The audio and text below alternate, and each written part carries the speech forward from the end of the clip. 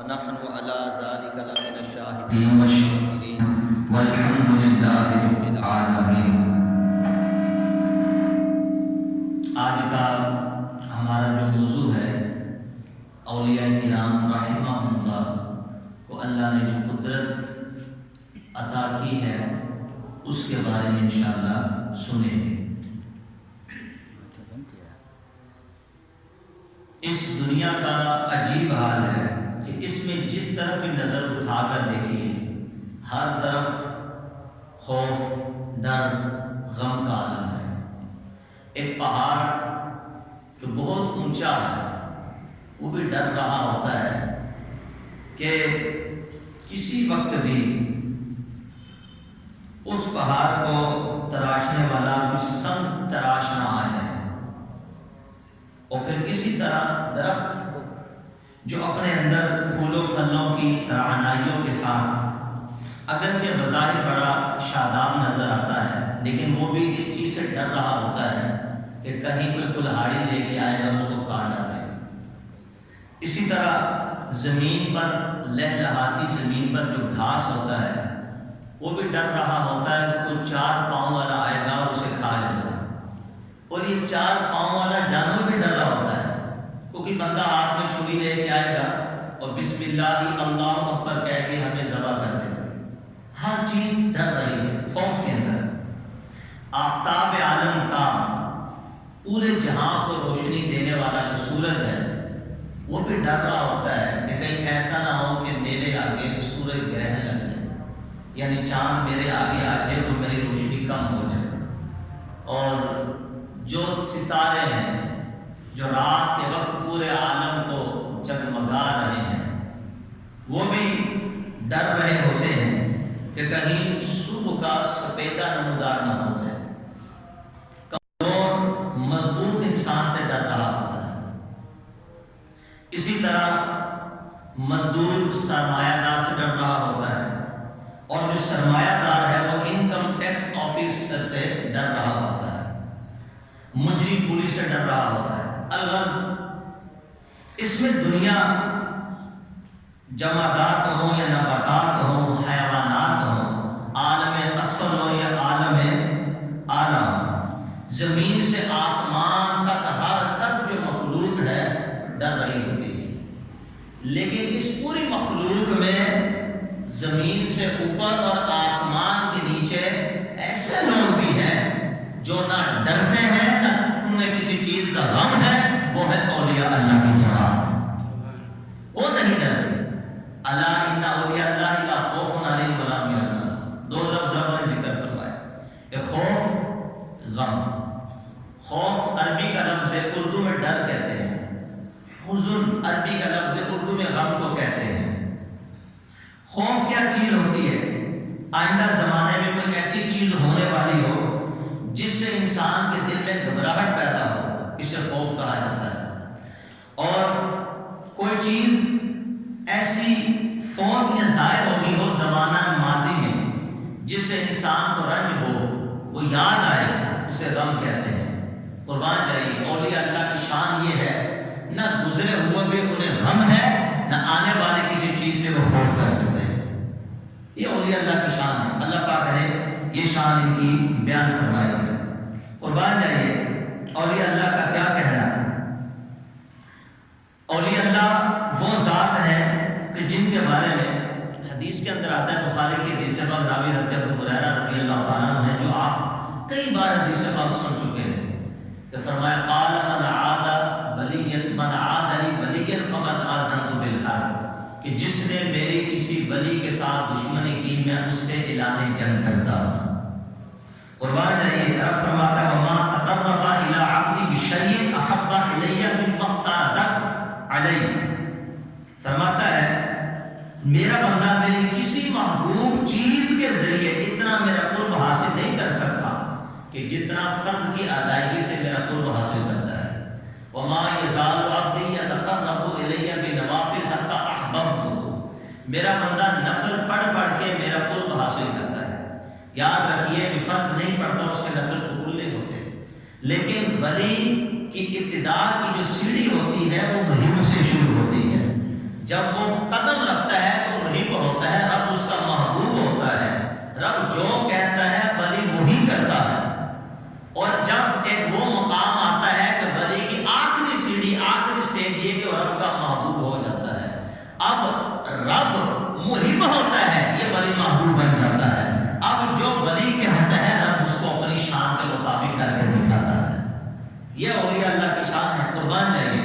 اور فرمایا کہ پھر کیا ہوتا ہے، فَإِذَا أَحْبَبْتُهُ، جب ہم اس ولی کو اپنا محبوب بنا لیتے ہیں، یعنی وہ ولی کہ جسے کوئی خوف کوئی غم نہیں، جب اسے ہم اپنا ولی بنا لیتے ہیں، فَكُنْتُ سَمْعَ الَّذِي يَسْمَعُ بِهِ، فرمایا میں اس ولی کے کان بن جاتا ہوں جس سے وہ سنتا ہے، وَبَصَرَهُ الَّذِي يُبْصِرُ بِهِ، اس ولی کی آنکھیں بن جاتا ہوں جس سے وہ دیکھتا ہے، اور فرمایا وَيَدَهُ الَّتِي،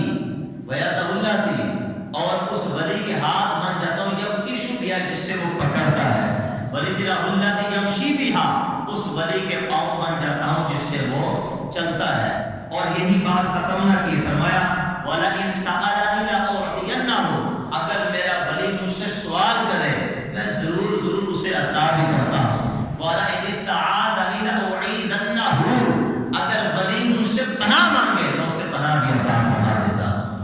یہ ولی کی شان ہے، قربان جائیے۔ اللہ تعالیٰ جسم سے پاک ہے، اللہ تعالیٰ ہاتھوں سے پاک ہے، اس کا پھر کیا مطلب ہے؟ اس کا مطلب یہ ہے کہ اس کی زبان ان کی کنجی ہو جاتی ہے، اس کے ہاتھ جو ہوتے ہیں وہ اللہ کے مظہر ہو جاتے ہیں، یعنی آنکھ اس کی ہوتی ہے اس میں جلوہ رب کا آ جاتا ہے، ہاتھ ولی اٹھاتا ہے اس میں طاقت خدا کی آ جاتی ہے، یہ ولی ہے۔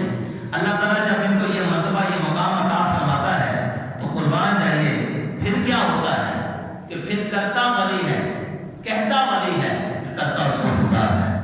اللہ ہر طرح کے خوف سے، ہر طرح کے غم سے ولی کو محفوظ کر لیتا ہے۔ اس کی مثال اگر آپ نے سمجھنی ہو تو لوہے کی مثال سمجھ لیجیے۔ لوہا کالا ہوتا ہے، ٹھنڈا ہوتا ہے، لیکن جب اس کو آگ کی بھٹی میں ڈال دو تو آگ اسے اپنا فیض دیتی ہے، اب لوہا آگ کی شکل اختیار کرتا ہے اور گرم ہو جاتا ہے، یعنی جو کام آپ آگ سے لے سکتے تھے وہی کام اب آپ اس لوہے سے لے سکتے ہیں، قربان جائیے۔ لیکن لوہا لوہا ہے، آگ آگ ہے۔ اسی طرح بلا تشبیہ اولیاء اللہ جب عشق الہی کے بھٹی میں پڑے رہتے ہیں تو خدا اپنی کریمی اور رحیمی سے اپنے محبوبوں کو اپنی قدرت اور اپنی طاقت کا ایسا جلوہ عطا فرما دیتا ہے کہ لوگ ان کے جسموں میں اللہ کی قدرت، اللہ کے طاقت کے جلووں کو دیکھ کر اللہ کی قدرت، اللہ کے طاقت کو دیکھ رہے ہوتے ہیں۔ پھر یہ مرتبہ یہ مقام اولیاء اللہ کہا جاتا ہے، قربان جائیے۔ یعنی اللہ والے خدا نہیں ہوتے، یاد رکھو یہ خدا سے جدا بھی نہیں ہوتے، خدا سے جدا نہیں ہوتے۔ تو جب یہ سمجھ میں آتا ہے تو لوہا آگ میں جا کر آگ کے اثر کو لیتا ہے، لیکن لوہا لوہا ہے، آگ آگ ہے۔ اولیاء اللہ اللہ کی اطاعت کر کے اللہ کی عشق کی بھٹی میں جب رہتے ہیں اللہ ان کو اپنا ایسا فیض عطا فرماتا ہے، یہ ولی ولی رہتے ہیں لیکن اس میں طاقت خدا کی آ جائے کرتی ہے۔ ہائے ہائے بلا شکا، بلا شک، بلا ریب و شک خداوند اپنے محبوب بندوں کے اعضاء میں اپنی قوت اور قدرت کا ایسا جلوہ دکھاتا ہے کہ بندوں کے اعضاء کی جو قدرت اور طاقت ہوتی ہے وہ دیکھ کر خدا کی قدرت، خدا کی طاقت یاد آ جاتی ہے۔ یہی وجہ ہے کہ اولیاء اللہ جمادات، نباتات، حیوانات کی ساری کائنات پہ تصرف بھی کر سکتے ہیں، یہاں تک کہ عناصر اربع، آگ، ہوا، پانی، مٹی، یہ چار چیزوں کے مجموعے سے انسان بھی پیدا ہوا ہے، اور ولی اس پر بھی قدرت اور تصرف کرنے کی طاقت رکھتا ہے۔ آئیے پہلے میں اس بات کو ذکر کروں گا قرآن اور حدیث سے کہ کیا ایک ولی آگ، ہوا، پانی، مٹی کی جس سے خود وہ بنا ہے، عناصر اربع جس سے اللہ نے مخلوق کو پیدا کیا، کیا ولی اس پر بھی طاقت رکھتا ہے؟ آئیے آگ پر ولی کی کیسی حکومت ہوتی ہے۔ ازالۃ الخفا صفحہ نمبر اس کا 173 جلد اس کی دوم کے اندر ہے۔ حضرت عمر فاروق اعظم رضی اللہ تعالیٰ عنہ کے دور خلافت میں ایک مرتبہ ایک خوفناک پہاڑی آگ نمودار ہوئی، وہ بڑھتی چلی جا رہی تھی، قریب تھا کہ اس سے ہزاروں بستیاں جل کر خاکستر ہو جاتی. حضرت عمر فاروق اعظم نے جناب ابو موسیٰ اشعری رضی اللہ عنہ یا پھر حضرت تمیم داری رضی اللہ تعالی عنہ کو اپنی چادر مبارک عطا فرمائی اور فرمایا کہ جا کے اس آگ کو میری چادر دکھا دو. اب یہ صحابی رسول چادر لے کے گئے خلیفہ وقت عمر فاروق اعظم کی. وہ چادر جا کے جب اس آگ کو جا کے دکھائی تو آگ ساری کی ساری سمٹ کر پہاڑ کے دامن میں چلی گئی, یہاں تک کہ غاروں میں جا کے غائب ہو گئی. یہ ہے ولی کی طاقت کہ پھر آگ ان کے جسم سے لگے ہوئے کپڑے کو بھی دیکھتی ہے, اپنا اثر ختم کر کے ان کے تابع فرما بردار ہو جاتی ہے. مجھے بتائیے یہ ولی کو طاقت, یہ ولی کو شان, یہ کس نے دی ہے؟ یہ رب قدیر نے عطا فرمائی. قربان جائیے. اور اسی طرح تہذیب و تہذیب کے اندر امام ابو مسلم خولانی محدث کبیر تابعی بزرگ ہے, حافظ الحدیث ہے, صاحب کرامت ولی اللہ. یمن کے اندر اسود بن قیس نامی شخص تھا جس نے نبوت کا دعویٰ کیا. اس نے کہا معاذ اللہ میں نبی ہوں, اور یہ حضرت یمن میں تھے, اور اس نے سختی کے ساتھ ان کو مجبور کیا کہ یہ ان کی نبوت کا اقرار کریں.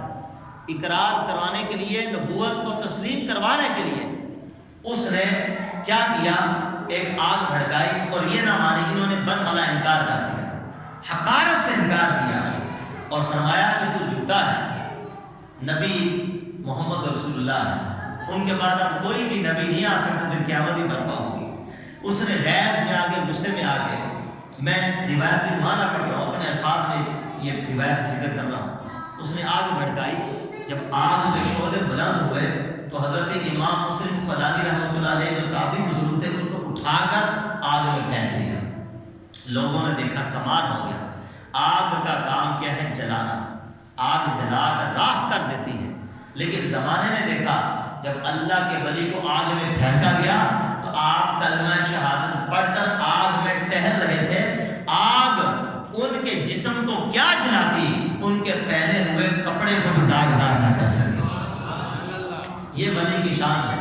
اور پھر اسود بن قیس جو تھا وہ بڑا شرمندہ ہوا اور اس پر اتنی ہیبت طاری ہوئی کہ مارے دہشت کے لرزہ پر اندام ہو گیا اور آپ کو یمن سے نکال دیا. آپ مدینہ شریف گئے. حضرت عمر فاروق اعظم رضی اللہ تعالیٰ کا زمانہ تھا. جب آپ کو اس واقعے کے بارے میں بتایا گیا آپ بڑے خوش ہوئے اور آپ نے فرمایا کہ اللہ نے مجھے زندہ رکھا ہے کہ امت محمدیہ کے اندر اللہ نے ایک ولی کا مجھے دیدار کروایا کہ جس کو ابراہیم علیہ السلام کی طرح آگ میں ڈالا گیا اور وہ آگ سے صحیح سلامت باہر تشریف لے آیا.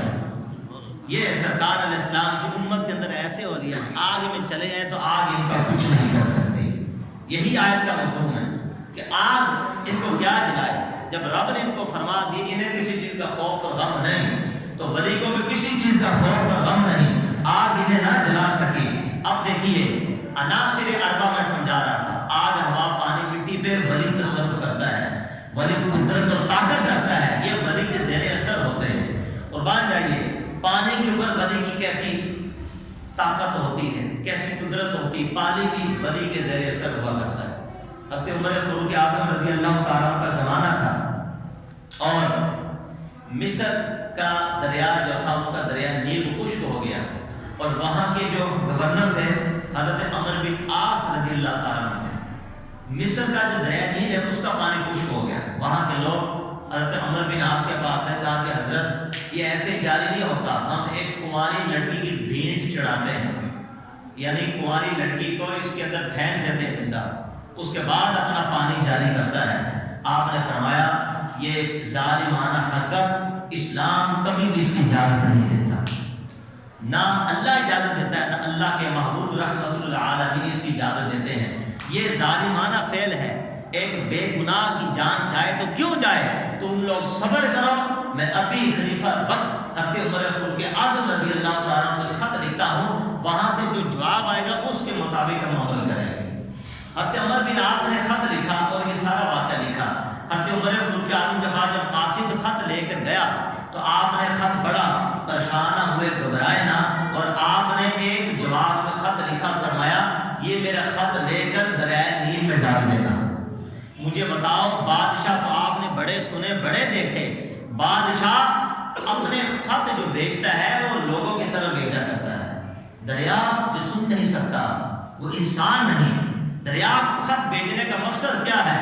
اس سے پتہ چلتا ہے کہ ولی وہ ہوتا ہے کہ جس کے زیر سایہ دریا بھی آ جاتے ہیں. ان کی حکومت صرف انسانوں پہ نہیں بلکہ اولیاء کی حکومت دریاؤں پر بھی چلا کرتے ہیں. اور قربان جائیے حضرت عمر فاروق اعظم رضی اللہ تعالیٰ عنہ کی شان کیا تھی. اب جب آپ نے خط لکھا اس میں یہ تھا کہ الی نیل مصر من عبد اللہ عمر بن الخطاب، فرمایا عمر بن خطاب کی طرف سے جو اللہ کا بندہ ہے مصر کے دریا نیل کی طرف یہ خط میں لکھ رہا ہوں. اور آپ نے فرمایا اما بعد فإن كنت تجری بنفسك فلا حاجت لنا الیک، اے دریا اگر تو خود بخود جاری ہوتا ہے تو پھر ہمیں تیری کوئی حاجت نہیں، تو نہیں جاری. وإن كنت تجری باللہ، اور اگر تو اللہ کے نام سے جاری ہوتا ہے تو فرمایا فأجری علی اسم اللہ، تو آج بھی اللہ کے نام سے جاری ہو کے دکھا دے. یہ خط میں لکھا ہوا تھا. تو وہ قاصد گیا عمر بن عاص کو خط دیا تو آپ نے اس خط کو مصر کے دریائے نیل کے اندر پھینکوا دیا. جیسے خط اندر گیا فلما القی کتابہ اللہ اکبر فی النیل جرا ولم یعد یکفو، جیسے ہی خط دریائے نیل میں ڈالا گیا، خط کے ڈالنے کی دیر تھی، لوگوں نے دیکھا کہ دریائے نیل جاری ہو گیا اور اس کے بعد پھر کبھی بھی نہ ٹھہرا. آئے ہائے، یہ حضرت عمر فاروق اعظم رضی اللہ تعالیٰ کی شان تھی. قربان جائیے. اور دریا کے اندر ولیوں کو چونکہ حکومت ہے، دریا ولی کا کچھ نہیں کر سکتا کیونکہ قرآن نے فرما دیا کہ ولی کو کوئی خوف نہیں، کوئی غم نہیں. اب دیکھیے روایتوں کے اندر آتا ہے حضرت امیر المؤمنین عمر فاروق اعظم رضی اللہ عنہ اپنے دور خلافت میں مدائن کسرا کی طرف ایک لشکر بیٹھا جس کے سپہ سالار حضرت سعد بن وقاص تھے اور کمانڈر خالد بن ولید رضی اللہ تعالیٰ عنہ تھے. جب آپ دریا پر پہنچے تو انہوں نے مدائن جانا تھا، وہ دریا کو کراس کر کے عبور کر کے جانا تھا. آگے دریا آ گیا. اب ذرا سنیے، حضرت سعد اور حضرت خالد بن ولید رضی اللہ عنہ دونوں آگے بڑھے اور دریا کو کہا یا بحر انک تجری بامر اللہ وبحرمت رسول اللہ صلی اللہ علیہ وسلم، فرمایا ہے دریا تو خدا کے حکم سے جاری ہوتا ہے. آج تجھے محمد مصطفیٰ کا واسطہ دیتے ہیں اور ان کے خلیفہ حضرت عمر فاروق اعظم کے عدل کا واسطہ دیتے ہیں. آج تو ہمیں اپنے دریا سے پار کروا دے. اب یہ بات کہنی تھی. روایتوں کے اندر آتا ہے کہ اونٹ، گھوڑے، آدمی جتنے لوگ تھے سارے کے سارے دریا میں چلنا شروع ہو گئے. گھوڑوں کو کسی بھی ساز و سامان کو دریا کیا ڈبوتا، یہاں تک کہ جو گھوڑے اس دریا میں چل رہے تھے ان کے کھر کو بھی دریا نے گرا نہ گرا. یہ بات ہے، یہ اللہ والے ہیں، ان کی بات دریا مانتا ہے. ارے جب دریا ان کی بات مانتا ہے تو بتائیے ان کو اللہ نے کتنی شانوں سے نوازا ہوگا. یہ وہ مقام ہے کہ جس کو فرمایا کہ ولی کے ہاتھ اس کے ہوتے ہیں طاقت اس میں خدا کی آ جاتی ہے، نگاہ ولی کی ہوتی طاقت اس میں خدا کی آ جاتی ہے، اور زبان ولی کی ہوتی ہے طاقت اس میں خدا کی آ جاتی ہے. کہتا ولی ہے کر کے اس کو ولی کا خدا دیتا ہے. قربان جائیے. یہ مرتبہ، یہ مقام ہے. اس سے پتہ چلا کہ اولیاء اللہ کی طاقت عناصر اربع، آگ، ہوا، پانی، مٹی کے اوپر ولی طاقت رکھتا ہے. ابھی پانی، آگ کا بھی آپ نے سن لیا، پانی کا بھی سن لیا. اب آئیے زمین جو مٹی ہے اس پر بھی ولی طاقت رکھتا ہے. قربان جائیے. ازالۃ الرفاع جلد اس کی 2 صفحہ نمبر 172 کے اوپر یہ روایت موجود ہے. حضرت علامہ عبد الوہاب سبکی رحمۃ اللہ تعالیٰ نے طبقات شافعیہ کے اندر بھی اس کو نقل فرماتے ہیں. حضرت عمر فاروق اعظم کے زمانے میں ایک مرتبہ شدید زلزلہ آیا. آپ تھوڑی دیر ہم تو سنا کرتے رہے لیکن زلزلہ ختم نہیں ہو رہا تھا. بلا کر آپ جلال میں آئے اور ایک کوڑا آپ نے زور سے زمین پہ مار کے فرمایا اقم، ٹھہر جا، الم اعدل علیک، کیا میں نے تیرے اوپر عدل نہ کیا؟ جب یہ بات کی تو کیا ہوا؟ فاستقرت من وقتی، اسی وقت زمین ساکن ہوگی، سارا کا سارا زلزلہ ختم ہو گیا. مجھے بتائیے زلزلہ آج اگر کوئی انسان بڑے سے بڑا پہاڑ رکھ دے زلزلہ ساکن نہ ہوگا. تو زلزلے کا کام ہے زمین کو حرکت دینا، اور بڑی بڑی عمارتیں، بڑے بڑے پہاڑ، بڑے بڑے دریا قسم کر کے اپنے اندر لے جائے لیکن آج اس زلزلے کو کون روک رہا ہے؟ اللہ کا ولی. آئے ہے کون ہے؟ سبحان اللہ. وہ عمر فاروق اعظم کی جن کے بارے میں مصطفیٰ نے فرمایا اگر میرے بعد کوئی نبی ہوتا عمر تم ہوتے. عمر وہ ہے کہ جس کے سائے سے شیطان بھاگ جاتا ہے. قربان جائیے یہ شوکت اسلام ہے، جو غلبہ اسلام ہے، جو تصویر اسلام ہے، جو مدد اسلام ہے. قربان جائیے عمر فاروق اعظم رضی اللہ تعالیٰ عنہ یہ طاقت رکھتے تھے کہ آپ اپنا درہ زمین پہ مارتے ہیں تو زلزلہ ختم ہو جاتا ہے. اسی وقت زمین کی آپ بات مانتے ہیں، زلزلہ اسی وقت ساکن و ختم ہو جاتا ہے. اور پھر آپ نے سنا ہوا پر بھی ولیوں کی حکومت ہوتی ہے. ہوا بھی ان کے زیر سایہ. مصابی کا جمعہ آپ نے چونکہ حدیث پاک سنی بخاری کے حوالے سے، تو عمر فاروق اعظم رضی اللہ عنہ نے ساریہ رضی اللہ تعالیٰ عنہ کو نہامت شہر کا سپہ سالار بنا کر بھیجا، لشکر کا سپہ سالار. وہاں چلے گئے اور آپ مسجد نبی شریف کے اندر جلوہ گر تھے. صحابہ سامنے بیٹھے تھے، بیان فرما رہے تھے، خطبہ دے رہے تھے. خطبہ دیتے دیتے اچانک ہی چلا چلا کر آپ فرمانے لگے یا ساریہ جبل، یا ساریہ جبل، اے ساریہ پہاڑ کی طرف اپنی پشت کر لو، اے ساریہ پہاڑ کی طرف اپنی پشت کر لو. جو مسجد کے اندر مجلس میں افراد حضرات بیٹھے تھے وہ پریشان ہو گئے کہ خطبہ دیتے دیتے حضرت ساریہ کو عمر فاروق اعظم کیوں پکار رہے ہیں، حالانکہ وہ تو نہامت شہر کے اندر کفار سے جا کے جنگ کر رہے ہیں.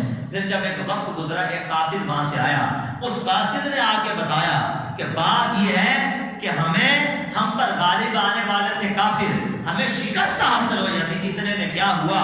ہم نے دیکھا فَإِذَا بِسَائِحٍ فَيُصِيبُ یا ساریہ جبل، یا ساریہ جبل، ایک چیخنے والی آواز آئی اور وہ کہہ رہی تھی یا ساریہ جبل، اے ساریہ پشت اپنے پہاڑ کی طرف کر لو. حضرت عمر فاروق اعظم بیٹھے کہاں ہیں؟ مسجد نبی شریف کے اندر خطبہ صحابہ کو مسلمانوں کو دیا جا رہا ہے، لیکن مشرک کشائی نہامت شہر میں کی جا رہی ہے. خطبہ ان کو ہو رہا ہے، مشرک کشائی ان کی ہو رہی ہے. دیکھ ان کو بھی رہے ہیں، دیکھ ان کو بھی رہے ہیں. قربان جائیے. پھر کیا ہوا؟ کہتے ہیں کہ جب ہم سب نے حضرت عمر فاروق اعظم کی آواز کو سنا، ہم نے اپنی پشت کو پہاڑ کے پیچھے دیا اور اس طرح وار کیا کہ جنگ کا پاسا ہی پلٹ گیا. فَحَزَمَهُ اللَّهُ، اللہ تعالیٰ نے ہمیں غلبہ عطا فرمایا اور ان کفار کو شکست عطا فرما دی. فرمایا یہ کیسے ہوا؟ عمر فاروق اعظم کی آواز کی برکت سے ہوا. میں کہتا ہوں کہ آواز کا پہنچانا یہ ہوا کا کام ہے. سب کو معلوم ہے کہ ہواؤں کے تموج سے یہ آواز پہنچا کرتی ہے. لیکن قربان جائیے فاروق اعظم نے بغیر کسی برقی قوت کے اور بغیر کسی ریڈیو اسٹیشن کے ہوا کو حکم دیا تو ہوا 1 سیکنڈ کے اندر آواز کو نہامت شہر میں لے گئی. یہ جن کے زیر اثر، جن کے زیر تصرف ہوا ہو، پھر خود ان کی اپنی ذات کا عالم کیا ہوگا. قربان جائیے، قربان جائیے. اولیاء اللہ کے بارے میں ہم سن رہے تھے، جب آپ نے یہ سنا کہ عناصر اربع، ہوا، آگ، پانی، مٹی، ان کے زیر سایہ ہوتی ہیں، زیر اثر ہوتی ہیں، ان پہ یہ قدرت، ان پہ یہ طاقت رکھتے ہیں. حقیقت میں قدرت اور طاقت جب ولیوں میں اللہ پیدا فرماتا ہے تو پیدا فرماتا ہے، یہ اللہ کی قدرت کے کرشمے ہوتے ہیں، کرتے یہ ہیں، اور اللہ کی قدرت اور طاقت کی طرف سب کی نگاہ پہنچ جاتی ہے، کیونکہ ولی کے پس پردہ اللہ ہی کی طاقت ہوا کرتی ہے. اب آئیے کیسی شان ولی رکھتے ہیں. ولیوں کی کرامتوں میں سے یہ بھی مشہور واقعہ آتا ہے کہ حضرت سفیان ثوری رحمۃ اللہ تعالیٰ نے، جو مشہور محدث سے ایک مرتبہ حج کے سفر میں جا رہے تھے کہ ان کی ملاقات حضرت شیبان رائی رحمۃ اللہ علیہ سے ہوئی، جو کسی جگہ پڑے ہوئے نہیں تھے لیکن تھے ولی، صاحب کرامت تھے. یہ حضرات دونوں حج کے لیے نکلے اور سفر میں جا رہے تھے کہ ایک جگہ پہ پہاڑی رستے پہ خطرناک تنگ جگہ آئی، اس میں پہاڑی رستے پہ خطرناک شیر بیٹھا ہوا تھا، لوگوں کے رستے کو روکے ہوا تھا، کوئی بندہ وہاں سے جا نہ سکتا تھا، اور خوف کا عالم یہ تھا کہ دور سے بھی کوئی پتھر اٹھا کے مار نہ سکتا تھا. یہ حضرت شیبان رائی رحمۃ اللہ نے جب یہ دیکھا تو آپ بندوں کو چیرتے ہوئے شیر کے پاس گئے اور اس کے کان کو پکڑا، اس کو اٹھا کے وہاں سے نکال دیا. لوگ دیکھتے رہ گئے کہ آپ چل رہے تھے اور شیر دم ہلاتا ہلاتا آپ کے پیچھے پیچھے جا رہا تھا. جبھی تو فرمایا الا ان اولیاء اللہ، اسی آیت میں بیان، لا خوف علیہم ولا هم يحزنون. ان کو خوف نہیں ہے، ان کو غم نہیں. خوف ہوتا ہے مستقبل کا، غم ہوتا ہے گزرے ہوئے زمانے کا. فرمایا جو زمانہ گزر گیا میرا ولی اس میں غم زدہ ہو نہیں سکتا، جو زمانہ آئے گا میرا ولی اس میں کسی سے ڈر نہیں سکتا، اس لیے کہ ان کو ولی ہم بناتے ہیں، ان کو دوست ہم بناتے ہیں، ان کی ذات میں قدرت طاقت ہم پیدا کرتے ہیں، تو لہٰذا یہ ولیوں کی شان ہے۔ قربان جائیے۔ آئیے شیخ سنانی رحمت اللہ تعالیٰ نے کا واقعہ ذکر کرنے سے پہلے ایک واقعہ اور سنی۔ حضرت عمر فاروق اعظم رضی اللہ عنہ ایک مرتبہ بہت دور جہاد کے لیے آپ نے مدینے سے بہت دور ایک لشکر کو بھیجا، اور کافی دنوں کے بعد آپ پکار رہے تھے، یا لبیکا ہو یا لبیکا ہو، اے شخص میں تیری پکار پہ حاضر ہوں، اے شخص میں تیری پکار پہ حاضر ہوں۔ اور لوگ جو سن رہے تھے وہ پریشان ہو گئے کہ کن کو فرما رہے ہیں۔ پھر کیا ہوا، کچھ لوگوں کی سمجھ میں کچھ بھی نہ آیا کہ امیر المومنین کس کو پکار رہے ہیں، لیکن جب وہ لشکر مدینے واپس آیا اور اس کے لشکر کا سپہ سالار جو تھا، جب اس نے اپنی فتوحات کا ذکر کیا تو آپ نے فرمایا ٹھہر جاؤ، پہلے اپنے اس ساتھی کے بارے میں بتاؤ کہ جس کو تم نے دریا کے اندر جانے کا حکم دیا تھا۔ اب ابھی سپہ سالار نے بات کی نہیں، عمر فاروق اعظم نے علم غیب کی خبر پہلے عطا فرما دی۔ فرمایا فتوحات کی خبر بعد میں دینا، پہلے یہ بتاؤ کہ دریا میں جس ساتھی کو تو نے ڈالا تھا اس کی خبر دو۔ تو اس نے کہا کہ حضرت میری برائی کا ارادہ نہیں تھا، ہمیں دریا سے دور جانا تھا، میں نے اس شخص کو حکم دیا کہ برہنہ کپڑے اتار کر دریا میں جا کر دیکھو کہ دریا کی گہرائی کتنی ہے۔ تو وہ شخص جب دریا میں گیا تو دریا کا پانی بڑا ٹھنڈا تھا، تو ٹھنڈک کی وجہ سے اس بندے کی روح کف سے اچھلی سے پرواز ہوگی اور وہ بندہ اللہ کو پیارا ہوگا۔ لیکن یہ بات تھی کہ جب وہ دریا میں گیا اور ٹھنڈک اس کے جسم کو لگی، مرنے والا تھا، تو مرنے سے پہلے حضرت وہ آپ کو پکار رہا تھا، یا امراہ یا امراہ، اے امیر المومنین آپ کہاں ہیں، آپ کہاں ہیں۔ میں نے اور جتنے لوگ تھے ہم سب نے آپ کی آواز کو سنا کہ آپ کا جواب آ رہا تھا، یا لبیکا ہو یا لبیکا ہو۔ آپ فرما رہے تھے شخص میں تیری پکار پر حاضر ہوں، میں تیری پکار پہ حاضر ہوں۔ حضرت عمر فاروق نے فرمایا کہ تیری اس حرکت کی وجہ سے وہ بندہ جاں بحق ہوا، اب تو اپنے پیسوں سے ان کے ورثاء کو دیت دے گا، تو مال دے گا، پر آئندہ کے بعد خبردار ایسی حرکت نہ کرنا کہ جس کے باعث کسی مسافر کی ہلاکت ہو جائے۔ لیکن یہ واقعہ لکھنے کے بعد علماء لکھتے ہیں کہ دیکھیے حضرت عمر فاروق اعظم تھے کہاں، مدینے میں دیکھ وہاں رہے تھے، دیکھ وہاں رہے تھے، اور پوری منظر کشی کر رہے تھے کہ کس وقت کس ٹائم پہ لشکر کے سپہ سالار نے اپنے ساتھی کو دریا میں ڈالنے کا حکم دیا، اور وہ وہاں سے عمر فاروق اعظم کو پکار رہا تھا۔ عمر فاروق اعظم مدینے میں بیٹھ کر ان کی پکار کو سن رہے تھے۔ ہم یہاں سے پکارے، وہ وہاں سنے، مصطفیٰ کی آل سماعت پہ لاکھوں سلام۔ ارے جب سرکار کے غلام کی یہ شان ہو کہ وہ فریاد رسی کر سکتا ہے، سینکڑوں میل دور اپنے غلام کی آواز کو سن رکھتا ہے، تو مصطفیٰ کریم علیہ الصلوۃ والسلام کا امتی یہاں سے پکارے تو مصطفیٰ مدینے میں کیسے اس کو سماعت نہیں کر رہے؟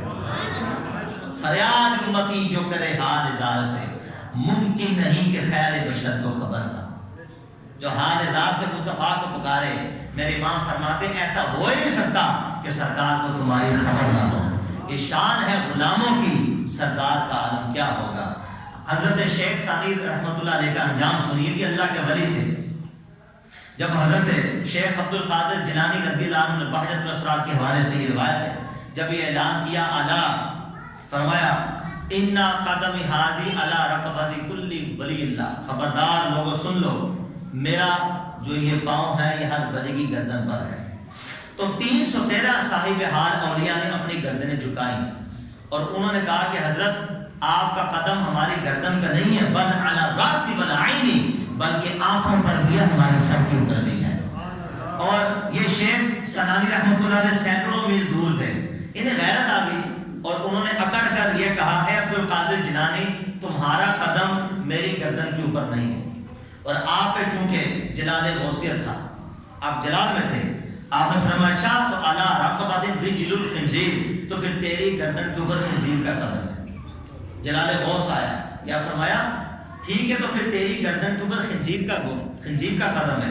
اب ہوا یہ کہ وہ شخص جو تھا اپنے مریدوں کو لے کر، اپنے 400 مریدوں کو لے کر حج گری سفر میں جا رہا تھا کہ رستے میں ایک عیسائی لڑکی پہ حضرت شیخ سنانی کی نگاہ پڑی تو وہ ان کے عشق میں مبتلا ہو گئے، اور عیسائیوں کے گھر میں پیغام بھیجا نکاح کا، مختصر بتا رہا۔ عیسائیوں نے کہا کہ ہمارے ہاں نکاح کرنے سے پہلے ایک رواج ہے، اور یہ کہ دولہا میاں اپنے سسرال کے خنزیروں کو چرانے کے لیے لے جاتے ہیں۔ یہ خنزیر ہے ہمارے، ان کو پہلے چرا، ان کو لے جاؤ، اس کے بعد آنا کہ نکاح کی بات کریں گے۔ مرید ساتھ ہی وہ سب دیکھ رہے تھے اور اپنے مرشد کا حال بھی دیکھ رہے تھے۔ تو ایک خنزیر ایسا تھا جو چل نہیں سکتا تھا، تو حضور غوث پاک نے چونکہ فرما دیا تھا کہ میرا قدم نہیں تو پھر تیرے کندھے پہ خنزیر کا قدم ہے، تو اس شیخ سنانی نے خنزیر کو اٹھا کر اپنے کندھوں پہ رکھ دیا۔ اب یہاں کندھوں پہ خنزیر کا قدم آ گیا، تو جو دوسرے مرید تھے 400، وہ 300، جو 98 تھے وہ تو وہاں سے تتر بتر ہو گئے، جو 2 تھے وہ نہ ہٹے۔ انہوں نے کہا کہ ہمارے پیر پہ شیخ عبد القادر جیلانی کا کتاب سختی چل رہی ہے، ہم اپنے پیر کو نہیں چھوڑیں گے، ہم نہیں ہٹیں گے۔ پھر کیا ہوا؟ جب نکاح کا وقت آیا تو یہ شرط لگا دی کہ تو یوں آئے گا کہ تیرے ایک ہاتھ میں شراب کا پیالہ ہوگا اور دوسرے ہاتھ میں پکے ہوئے خنزیر کا گوشت ہوگا۔ اب ایک ہاتھ میں یہ شراب کا پیالہ اور دوسرے ہاتھ میں پکے ہوئے خنزیر کا گوشت لے کے جا رہے تھے۔ وہ جو 2 مرید تھے، وہ جب انہوں نے دیکھا اب رہا نہ گیا، بغداد کی طرف چہرہ کیا، رو پڑے اور حضور غوث پاک رضی اللہ تعالیٰ عنہ کو فریاد کری، پکارا، مدد یا غوث مدثگیر، اے امام الاولیاء، اے اولیاء اللہ کے سردار، ہمارے پیر کو معاف فرما دیجیے اور نظر کرم فرما دیجیے۔ حضور غوث پاک نے وہی بغداد سے تصرف فرمایا، رحم آیا اور اس کے دل پہ تصرف کیا۔ وہ جو دنیا کی اندھی محبت چھا گئی تھی، پردے ہٹ گئے اولیاء اللہ کے آگے، وہ جب پردے ہٹے آپ نے فوراً ایک پیالے سے وہ جو شراب کا پیالہ اس کو پھینکا اور دوسرے ہاتھ سے خنزیر کے گوشت کو پھینکا اور وہاں سے ہٹے اور فرمایا مجھے حضور غوث پاک کی بارگاہ میں لے جاؤ، میں مجرم ہوں، میں معافی مانگوں گا، اور ایسے نہ لے کے جانا، پہلے میرے منہ کو کالا کرنا، پہلے میرے منہ کو کالا کرنا، غلطی میں نے کی ہے، اور میرے ہاتھ پاؤں کو رسی سے باندھ دینا تاکہ امام الاولیاء کو رحم آ جائے اور مجھے معاف فرما دے۔ مرید صادق تھے، منہ کالا کیا، ہاتھ پاؤں رسی سے باندھے، حضور غوث پاک رضی اللہ تعالیٰ کی بارگاہ میں لے گئے۔ حضور غوث پاک نے دیکھا، آپ کو رحم آیا، اپنے منبر سے اٹھے، اپنے غلام کو سینے سے لگایا، جو علم آپ نے سب کیا تھا اللہ کی عطا سے، وہ علم سینے میں دے کے سینے کو روشن فرما دیا۔ یہ حضور غوث پاک رضی اللہ کی کرامت ہے۔ تو یہ واقعہ لکھنے کے بعد علماء فرماتے ہیں اس سے کیا ثابت ہوا؟ حضور غوث پاک بغداد میں ہیں، وہ مکے کی طرف جا رہے تھے، کہاں سے 2 مریدوں نے پکارا، حضور غوث پاک نے ان کی آواز کو سنا اور مدد کی، اور ان کا کھویا ہوا وقار، ان کی ولایت ان کو واپس لوٹا دی۔ جو حضور غوث پاک کو پکارے ان کی مدد کرتے ہیں وہ، تو فریاد امتی جو کرے حال زار سے، ممکن نہیں کہ خیر بشر کو خبر نہ ہو۔ یہ محمد مصطفیٰ کے غلاموں کا یہ حال ہے، ان کو مدد کے لیے پکارا جائے تو وہ فریاد رسی کرتے ہیں، تو پھر مصطفیٰ کا پھر عالم کیا ہوگا؟ قربان جائیے۔ حضور غوث پاک کے بارے میں وحدت الصراط کے اندر یہ بھی واقعہ لکھا ہے، آپ وضو فرما رہے تھے اور آپ کی جو کھڑاؤں تھی، جو چپل مبارک گیلے ہو گئے، وضو فرماتے فرماتے 3 صفر 555 سن ہجری کا یہ واقعہ ہے، آپ نے اپنی کھڑاؤں جوتے اٹھا کر یہ ہوا میں پھینکے، وہ غائب ہو گئے۔ جو مجلس والے موجود تھے وہ پریشان ہو گئے کہ یہ شیخ نے کیا کیا، ہیبت دبدبے کی وجہ سے کوئی بھی پوچھ نہ سکا کہ یہ کیا ہوا ہے۔ جب ایک وقت گزرا، پھر کیا ہوا، ایک قافلہ آیا، اور جس دن آپ نے دونوں کھڑاؤں کچھ نظر پیش کی، ان قافلے والوں نے بتایا کہ حضرت ہم جنگل میں تھے، ایک دم قافلہ آیا ڈاکوؤں کا، انہوں نے ہمارے کچھ ساتھیوں کو مار دیا، ہم سے سارا مال لوٹ لیا، اور ہم نے مدد کے لیے آپ کو پکارا، کہا اغثنی یا شیخ عبد القادر جیلانی، اغثنی یا شیخ عبد القادر جیلانی، اے شیخ عبد القادر جیلانی ہماری مدد کیجئے، اے شیخ عبد القادر جیلانی ہماری مدد کیجئے۔ یہ کہنا تھا، ایک خطرناک قسم کی آواز آئی، سارے کے سارے ڈاکو ہیبت میں مبتلا ہو کے وہاں سے بھاگ گئے۔ حضرت ہم نے دیکھا آپ کے جوتے آئے، ایک جوتا سب سے بڑے ڈاکو کو لگا، وہ ہلاک ہوا، پھر دوسرے کو لگا، وہ بھی ہلاک ہوا، سارے تتر بتر ہو گئے۔ ہم نے منت مانی تھی کہ حضرت کی بارگاہ میں کچھ نظر پیش کریں گے، یہ نظر بھی قبول کیجئے، اپنے چپل بھی قبول کیجئے۔ اللہ نے آپ کی آواز کو ہم تک پہنچایا اور آپ کے ذریعے ہماری مدد فرما دی ہے۔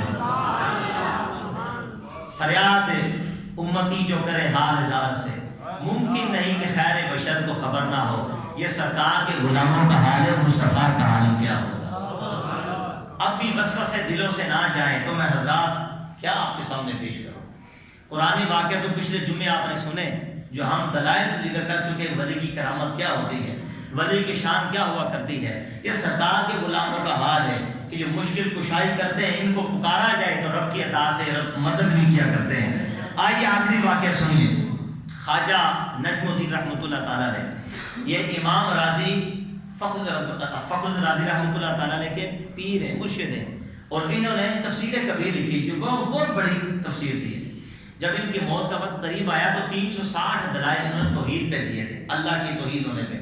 شیطان آ گیا، شیطان نے کہا کہ تو نے 360 دلائل دیے رب کی توحید پر، لے میں اس کا رد کرتا ہوں، ایک کا دو کا 360 دلائل کا شیطان رد کر دیا۔ اب یہ لاجواب ہو گئے، عالم سکرات ہے، نزاع کا وقت ہے، روح جسم سے نکلنے والی تھی۔ آپ کے پیر و مرشد سینکڑوں میل دور سے وضو فرما رہے تھے، وہیں سے لوٹا پھینکا، شیطان کو مارا۔ کہو نا سبحان اللہ۔ وہیں سے لوٹا اٹھا کر شیطان کو مارا۔ وہ فرمایا راضی دلیل کیوں دیتا ہے؟ اس بے ایمان کو کیوں نہیں دیتا کہ میں بغیر دلیل کے رب کو ایک مانتا ہوں؟ رب کو ایک ماننے کے لیے کس دلیل کی ضرورت ہے؟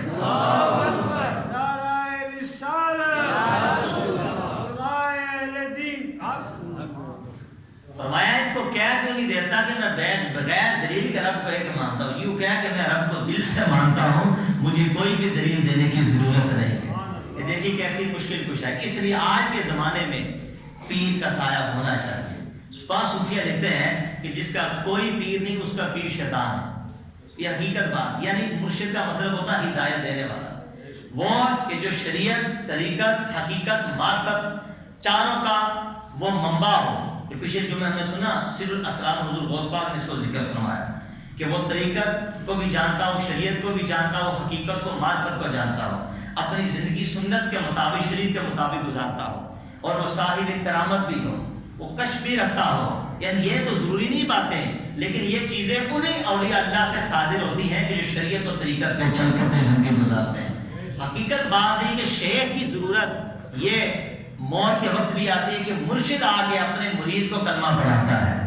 یہ لکھا ہے صاحب حال کتابوں میں، یہاں تک کہ قبر میں جا کے جب منکر نکیر سوالات کرتے ہیں تو پھر جوابت بھی آ کے سکھاتا ہے۔ پھر یہیں پر نہیں چھوڑتا، جب حشر کا دن برپا ہوگا تو قرآن فرماتا کل اناس بامام، ہر لوگ قیامت کے دن اپنے امام کے پیچھے پیچھے جنت میں جائیں گے۔ تو لکھا یہاں امام سے مراد مسجد کا امام بھی ہے، وہ چاروں ائمہ بھی ہیں جو ہمارے مذاہب کے ہیں، امام اعظم ابو حنیفہ، امام مالک، امام شافعی، امام احمد حنبل۔ فرمایا اس آیت سے مراد ہر وہ مرشد بھی ہے کہ جس کے جو مرید ہیں وہ کل قیامت کے دن اپنے پیر کے پیچھے پیچھے داخل جنت ہوں گے۔ اس لیے مرشد لو، مرشد چن کے پکڑو جو شریعت کا، طریقہ کا حامی ہو اور اس پہ چلنے والا ہو۔ اللہ کریم کی بارگاہ میں دعا کہ جو ہم نے آج کا درس سنا